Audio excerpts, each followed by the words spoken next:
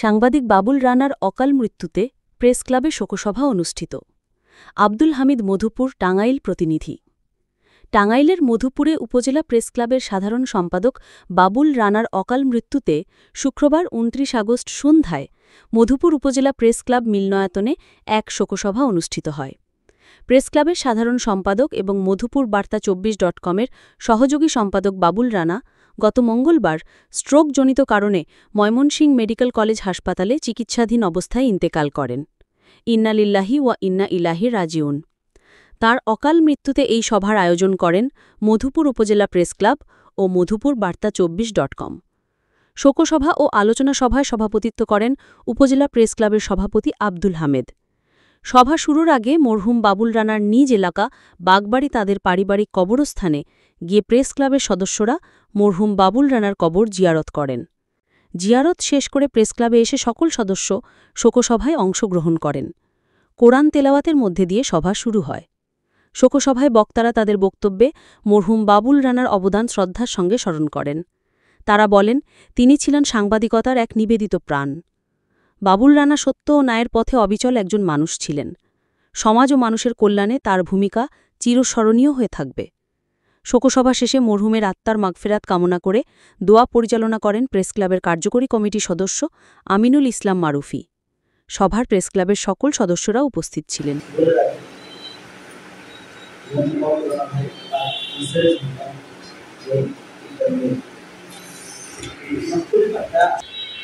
সবচেয়ে কষ্ট লাগছে আজকে যেখানে বাবুল ভাই বসলেন সেই চেয়ারটি আজকে ফাঁকা। সভাপতি করে আমরা যার নামটি বলবো সেই নামটি আর বলার সুযোগ নেই।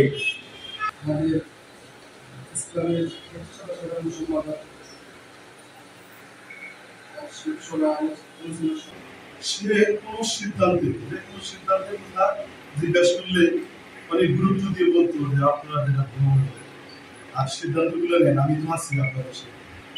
বাবুল ভাই সমাজের দর্পণ ছিল, সামাজিকতার যত গুণ তার ভিতর ছিল। দুইজনের ভিতরে আছে, হামিদ এবং দুইজন, হামিদ ভাই বাবুল ভাই দুজনের ভিতরে ছিল।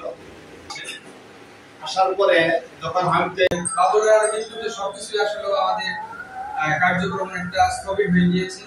কারণ এরকম একটা মানুষকে আমরা হারিয়েছি যে আমাদের আসলে সামনে অনেক কিছু চিন্তা ভাবনা করার কতটুকু ভয়ানক এটা আমি এটা বুঝতেছি যে একজন পরিপূরক সাথী যে কি জিনিস।